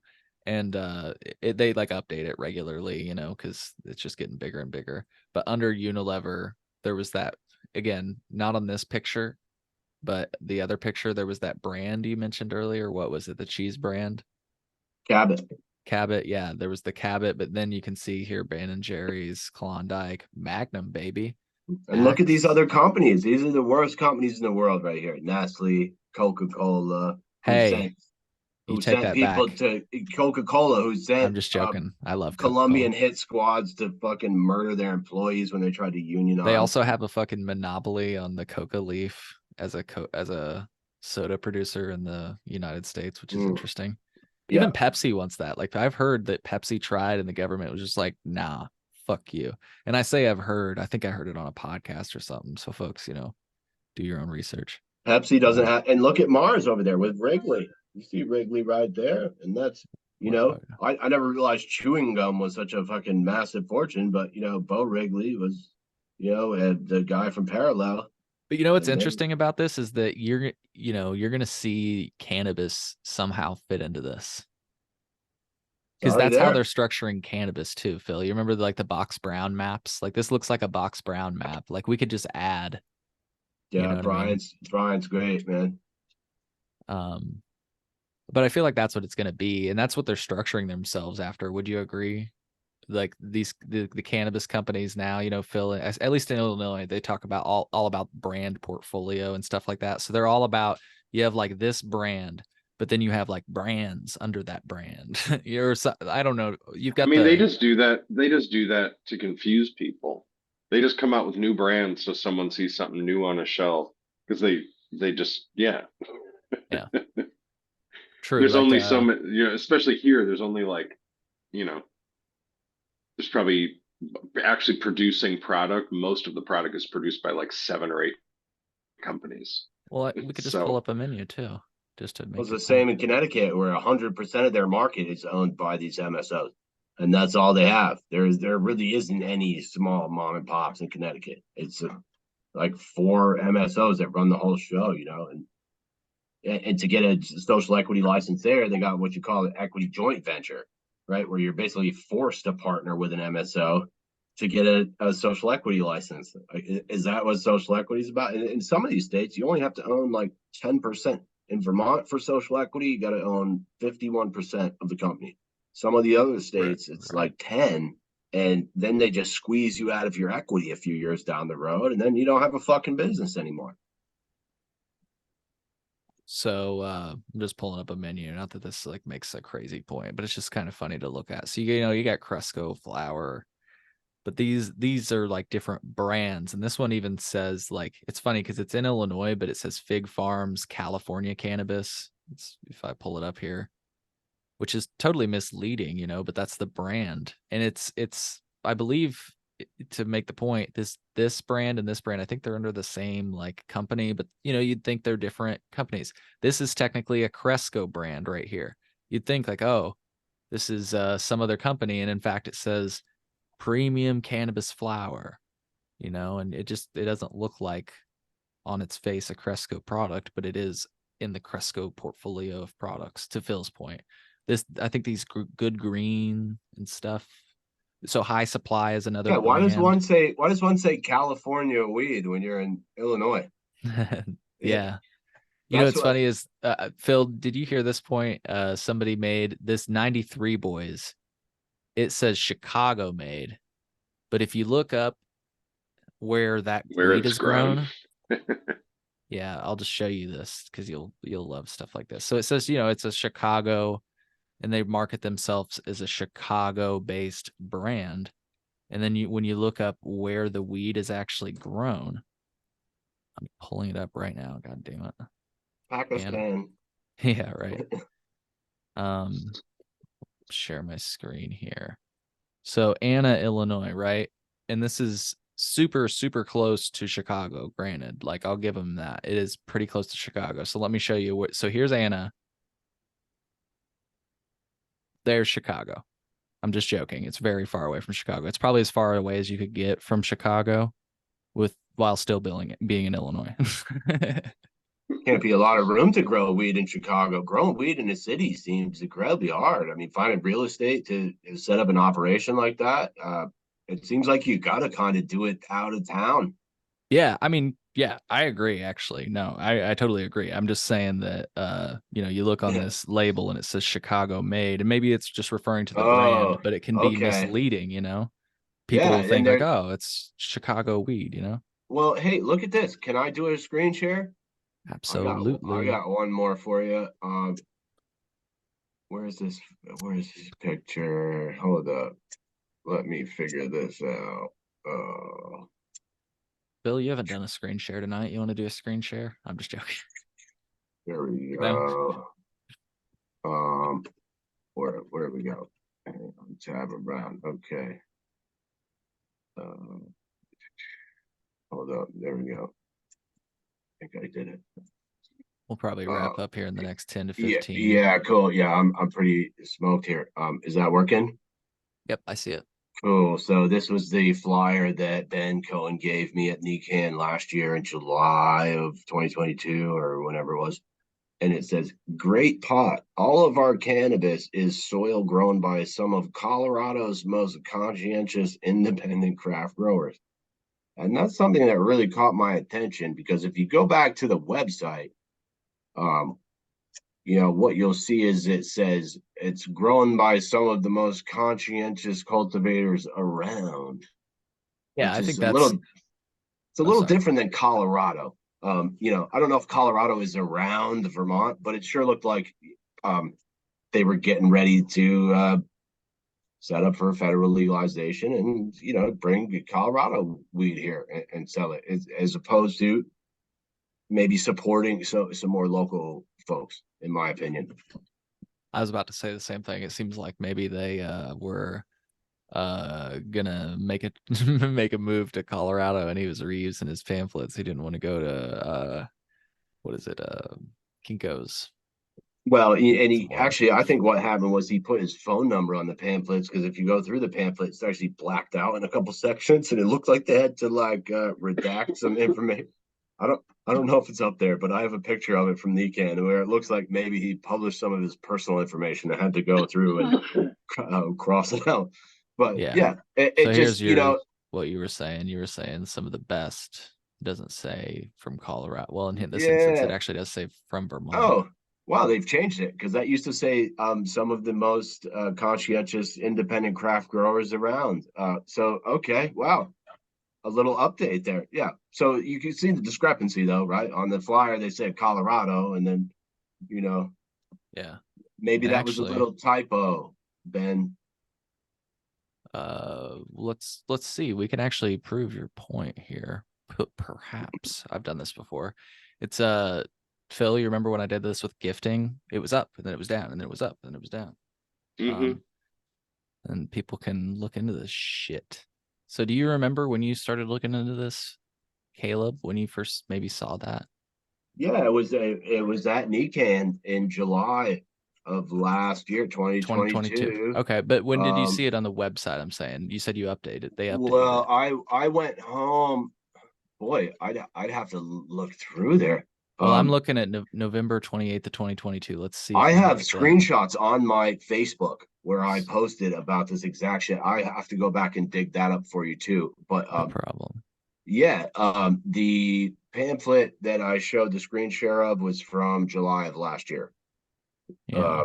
And so I would say the last time I looked at this website was about June or so this year. So, or maybe May, June, because I dropped the story in April, late April, and I feel like I double and triple checked everything on here pretty carefully. And Oh, I'm not. I hope it doesn't come off as me like asking you like no, that. no, no, no, no. And I think that is a change, dude. I really, I'm glad you pulled that up because No, now I I'm mean it gonna have to. certainly is. I'm looking at it. To your point, we're on Yep. what? Oh, wait a minute. Oh, I guess I didn't scroll down far enough.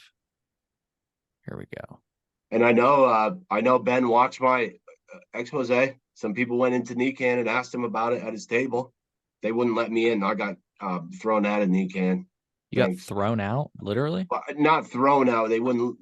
Dude, I was nominated for 2 awards at NECAN in Boston for Oh shit. best information source and Vermont cannabis activist of the year. Even though I'd never described myself as an activist, but So here Mark it Sharp. is. Oh, sorry. Here it is in That's a. October 4th, 2022, and it says Vermont still, but let's go back a little bit further. Is this the? Oh, is this the way back machine here? Yeah. I was just thinking maybe Yeah. we could Okay. find it. I was thinking maybe Maybe. we could find it. Yeah. Maybe I'm having a bad memory too. But I'm pretty sure it said the most conscientious cultivators around at one point. So. Yeah. Here's look at this. It says in Massachusetts. Oh. Huh. How about that, Cole? I never saw that one. So Wow. there, Can Phil, you can I you mean, send me over the can you send me over the link for that, please? actually I can. Hold on a second. Thank I got you. to think about how to do that. Well, I mean, I think actually, yeah, this is the link 2022. Yeah, because it's 2022 08 2020. Yeah, so I'll send this to you right now. And folks, if you do what I just did on the Wayback Machine, you can find it as well. Thanks for that, Cole. Oh yeah, no problem. Oh, and here's That's a nice nugget. I'm sending you two links. I've got the link. So that second link, it's important you copy and paste the entire thing. I know just half of it looks like a hyperlink, but it's important you copy and paste the entire thing. And then the first link, of course, it's just a YouTube link. But yeah. So yeah, I mean, but let me go back just a little bit further and we can wrap up here. Massachusetts, son of a bitch. But I don't know. What my point in bringing up those other brands is I look at this the same way, like it seems like he was spreading his net, seeing where he could license his brand, What Do you Phil agree with said, that, Phil? When I bring they're up, trying to. that he's got Phil different. said they're trying to hide it. Like, or yeah, sorry to cut you off, man, but yeah, No, it's okay. I agreed with Phil's point on that one. No, and I agree with it too. It's trying to, yeah, you're putting. That's what fucking white labeling is. Yeah, that's what the point I'm trying to make. Is like, they're definitely they're doing white labeling, which is definitely misleading. But I'm saying that I don't know. A lot of people do it. And that doesn't make it right or wrong. I'm just saying that it's like a common practice I see with different brands is all. It's like brands are just fucking misleading. Yep. So it's not really like a retort to what you've said. Just Phil, my comment. Phil, chime in there, man. You're right. No, No, like well, it's like Cole, you and I were talking with that guy at that event we were at last week, and he was saying that From B, like Arise, but it's not. No. Oh, Like the company Arise, like the MSO, I guess they're at least in Arizona and Illinois. They don't actually grow any of their own weed in Illinois. It's this right. company, Wellness Group Farms, that actually owns and maintains the license and the grow facility. And Arise is just, uh, like they're essentially, I mean, they have a license. They have many licenses, or I don't know how it exactly is structured, but they're not like growing aeroponic cannabis in the state, which is what their like brand is. Yeah. But then like 93 Boys and like Days Off, these are all other brands of theirs too. It's just such a fucking mess. and the woman that Ben Cohen has growing for him, Lee Stillwell, has a farm called OG Farms, and she's been a junk bonds trader in Wall Street for the past 20 plus years.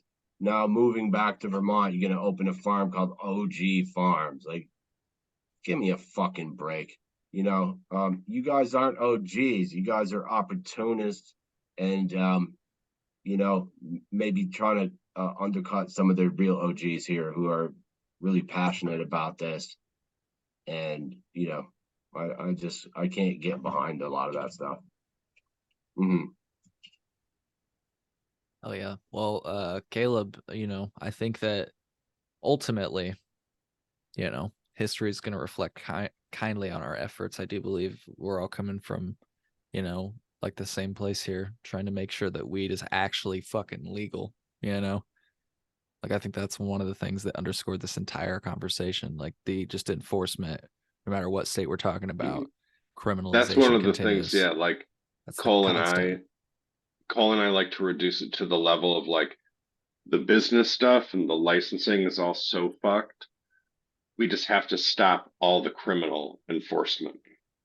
Like, because if you can stop all the criminal enforcement, like if you can grow and possess and have as much weed as you want, like I feel like a lot of that business bullshit will kind of like get sorted out.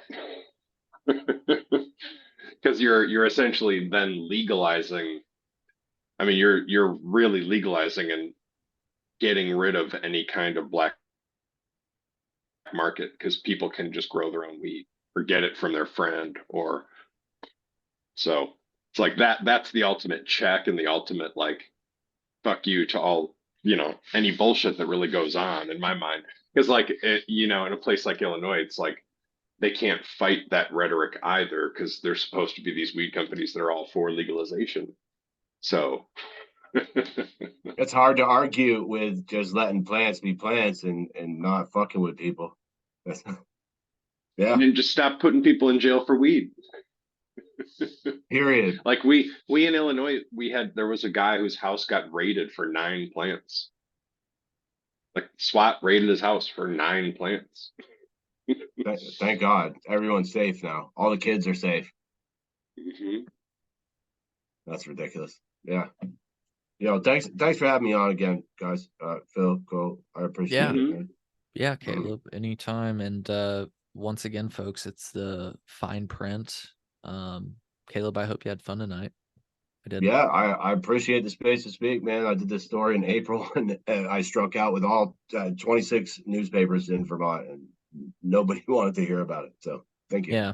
Well, yeah, and if anything comes up, that you know how it is. You like step away from one of those conversations. You're like, God damn it, I should have brought this up or whatever.